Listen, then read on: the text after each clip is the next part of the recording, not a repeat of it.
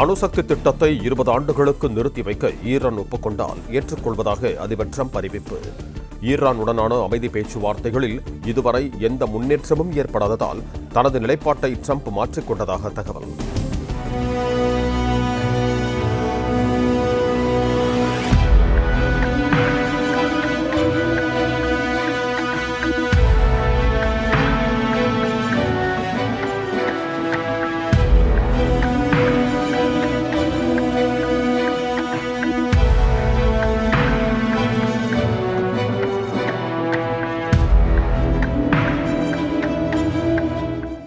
Play store மற்றும் app ஸ்டோரில் இருந்து பாலிமர் செயலியை QR கோடு மூலம் பதிவிறக்கம் செய்யுங்கள்.